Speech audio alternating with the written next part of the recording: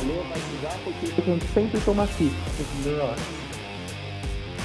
E isso no BIP a gente tem tudo isso.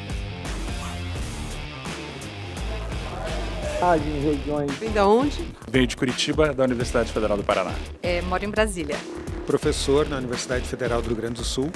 Muita gente conhecida, pessoas que fazia tempo que eu não conversava. Encontro amigos de todas as partes do Brasil e praticamente todos os estados. Mas você sabe que nós temos uma frase aqui que é o seguinte, o Masterclass é de todos. Então esse senso de comunidade é o que nos une, justamente esse aprendizado em grupo. A importância desse evento é que as novas gerações estão aqui. Os psiquiatras do futuro, os profissionais de saúde mental do futuro. E aqui no Masterclass a gente vai passar por todos esses mecanismos, vai ser uma imersão nesse sentido, do tratamento. Identificar estratégias disfuncionais. Que aumenta a empatia, essa sensação de bem-estar e de conexão social. Em forma simples de compreensão, né, do que acontece nos circuitos cerebrais. Porque são informações diversas que vão vir. Mas volta aqui pro foco, Luizinho. Aqui é num clima de muita energia, de muita alegria e intimidade. Oi, como é que você tá? Fala, querido, como é que você tá? Muito bom, hein? Muito bem. E aí, Sérgio, tudo bem? Como você tá? O Ari é o mais famoso aqui da Masterclass. Não sou. Você pode ter certeza que eu não sou, isso sem problema. A gente criou esse evento com uma preocupação muito clara, sabe, Thaís? O mundo mudou, as coisas estão mais dinâmicas, a gente tem menos tempo, ao mesmo tempo o conhecimento está cada vez mais acelerado, todo dia saem dados novos, pesquisas novas, e a gente precisava de um novo modelo de atualização para os psiquiatras. Quem acha que funciona legal, levanta a mão. A gente é fã da área básica, por exemplo, descoberta, modelo animal, o que vai vir daqui a 15 anos, por exemplo, o Alzheimer, beta-amiloide, placa, o nome do gene, isso é fantástico. Só que eu tenho um problema. Eu vou atender um paciente hoje à noite. Eu vou atender um paciente amanhã. E, por exemplo, eu tenho uma paciente agora que eu a venho orientando como ela vai conversar com a diretora dela quando ela retornar ao trabalho. E essa é a nossa missão. Achar maneiras de trazer o melhor do conhecimento de forma mais acessível para o psiquiatra que precisa usar esse conhecimento no dia a dia. Essa questão de CAT é muito interessante, porque quem abre o acidente de trabalho é o médico do trabalho, não é o médico assistente. Né? Tem que ser 2 terapeutas e eu vou explicar a sessão na sequência. Ninguém é tão bom que não possa aprender e nem tão ruim que não possa ensinar. Todo mundo tem uma área de conhecimento que pode ser um pouquinho maior aqui, um pouquinho maior ali, e a gente compartilha. Eu tive que sintetizar todo um trabalho meu de muitos anos em 50 minutos. Se tiver que destacar o que eu gostaria de falar, não deixem de pensar numa anamnese virtual. Foi uma aula que eu, particularmente, achei muito legal de fazer, porque é uma aula que dá esperança. É uma aula que traz possíveis novidades, como eu disse, nenhuma está aprovada ainda, mas elas mostram que tem um caminho para a gente ter novas drogas, novos tratamentos. Então é realmente uma honra termos aqui o professor Anthony Grace e eu queria receber ele com a salva de palmas. Professor, please. A gente tem o primeiro convidado internacional do nosso evento. Dr. Anthony Grace é um dos principais teóricos sobre o papel da dopamina nas doenças psiquiátricas. Ele vai ter a primeira conferência master, a primeira vez que a gente vai fazer esse tipo de evento. Excuse me if I speak in English, if I talked in Portuguese, this would be a very short talk. So I've been visiting a number of places in Brazil and giving talks, and I've been very impressed with the research that's going on. There's a trend to focus more on technology rather than on important questions. And I think when you have limitations on the expensive technology and focus on the more important questions, you can actually come up with better answers. So I think some of the work that's going on right now, really focusing on models, on systems, with the behavior and the technology that's available, can really contribute to the field. Eu acho que a psiquiatria brasileira atingiu um nível realmente internacional. E nós temos a oportunidade aqui de convidar as pessoas mais importantes, atuando em áreas específicas. Você pode dar um spoiler para a gente?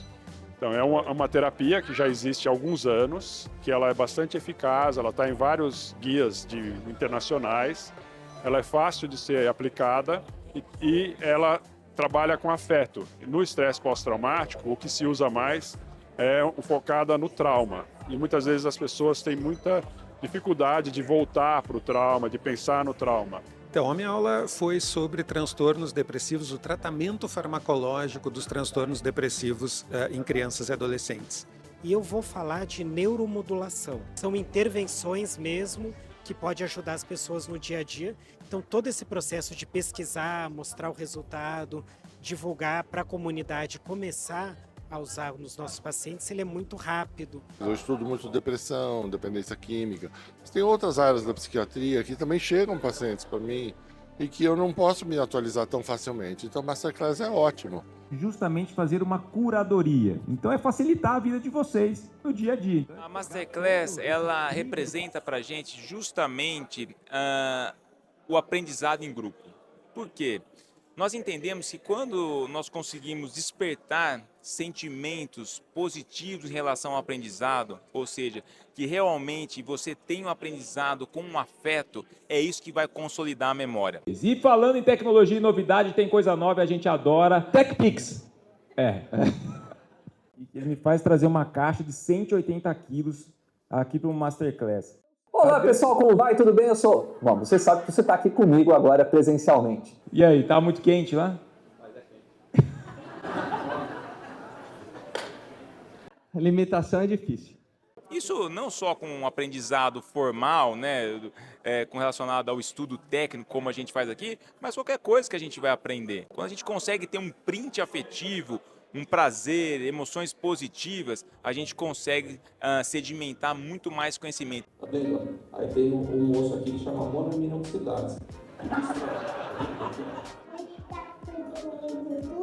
E é um monstrão que destrói a serotonina. Vai ser psiquiatra, claro, ele tem várias opções, podia ser neuropsiquiatra. Mas ele foi mais inteligente. Não, tô brincando. E aqui é muito voltado 100% para consultório, para prática clínica. Porque no final das contas, a gente está lá no consultório sozinho. Eu tenho paciente, eu tenho familiar, mas você não tem com quem discutir, você não tem com quem falar suas angústias, suas dores, o que é chato, o que é legal, o que é bacana, o que eu escolho amanhã. Você tem estudos. Mas e aí? Eu tenho 6 opções. Qual é melhor naquela situação? Quem vai me ajudar? Então, essa sensação de solidão, ela acaba deixando de existir quando a gente consegue, de fato, criar uma comunidade médica. O BIP Assistant hoje já tem mais de 5 mil médicos cadastrados, tá? E a gente disponibiliza a telemedicina, prontuário eletrônico, tem um aplicativo para os pacientes do médico também que ele pode vir a utilizar. E aí, por exemplo, a gente já tem o diário de sintomas. Então, lá dentro, o paciente com cefaleia, que é o primeiro diário de sintomas, ele pode estar reportando como é que está a dor de cabeça dele, ou se não tem, todos os dias. Aí gera um mapa da dor, e isso ajuda muito o médico, né, de como é que realmente funcionou, não funcionou o tratamento, os gatilhos. Então, o Grupo BIP está acompanhando aí a tecnologia. Fazia mais ou menos 15 a 20 anos que a gente estava procurando novas estratégias, novos receptores, novas técnicas. A indústria farmacêutica estava, de uma certa forma, abandonando um pouco os estudos na esquizofrenia, porque não tinha muita resposta dessas medicações, e agora a gente está tendo. Então, a nossa missão aqui, no final das contas, olha tudo isso que a gente faz aqui no Masterclass com vocês, é trazer a prática clínica. O Masterclass, ele se pauta sempre nisso, conseguir tentar traduzir o conhecimento teórico de ciência, neurociências, escalas, estudos, guidelines para o seu dia a dia. Acho que junto com a plateia que estava assistindo, a gente estava falando um pouco sobre aquilo que a gente cuida, então os pacientes que a gente está tratando, mas por outro lado, a gente está falando de algo que a gente vive também. Então, a sobrecarga, essa sociedade do desempenho, a busca por sempre fazer mais. Eu vejo nos médicos, né, que a gente só trabalha e não constrói outros pilares da nossa vida, né? Então, uma coisa que eu falo muito para os meus pacientes é que a gente precisa se apoiar em diversos pilares para construir a nossa saúde mental. Então, a gente tem que ter as nossas relações sociais, os nossos hobbies, né, estudos e interesses por fora da nossa profissão, e tudo isso vai apoiar a gente para quando o trabalho não ocupar mais a maior parte do nosso tempo no momento da aposentadoria. Isso é extremamente importante. Então, tecnologia, inovação, conhecimento, novos fármacos, eles são ferramentas. O fim é sempre cuidar daquela pessoa. E isso é fundamental, isso nunca vai envelhecer. Exato, e isso foi um pouco ali até do fechamento da minha aula, eu trouxe os aspectos do que a gente chama da psicologia da farmacologia, né? Porque assim, quando eu estou prescrevendo um remédio para um paciente, não é só a molécula, não é só a substância química que está indo ali. Existe toda uma relação terapêutica que se forma, e no caso de crianças e adolescentes não é só com o paciente, é com a família, é com a escola, muitas vezes que a gente vai conversar, tem um efeito colateral do remédio, de repente pode atrapalhar na concentração em aula, uma série de coisas que a gente tem que levar em consideração. Na verdade, hoje a gente tem, como você falou, uma quantidade ainda muito grande de pessoas que têm preconceito com a saúde mental, tanto em termos dos pacientes propriamente ditos, que até procurar um tratamento, uma ajuda demoram, então eles precisam romper várias barreiras, quanto dos familiares. E tem essa questão, né? A psiquiatria, talvez em todas as especialidades médicas, ela é aquela que mais necessita da subjetividade do contexto. Porque a saúde, nunca vi uma tristeza andando sozinha, né? Você não consegue isolar a tristeza, você não consegue isolar a mania. Aquela pessoa, ela vive aquilo dentro da história de vida dela, dentro das relações que ela estabelece. Acredito que vou me tornar uma psiquiatra melhor, participando desse congresso, e cada vez mais apaixonada pela psiquiatria e por todos esses temas que abordam a complexidade da mente humana. Agora, pra gente finalizar, porque eu sei que você tá muito corrido, você apresenta tudo, você dá aula. É a hora das perguntas ali na sala. Rapidinho, o que o Dickmann tá sentindo? Eu quero saber de você como pessoa. O que significa para você esse resultado, ver esse resultado?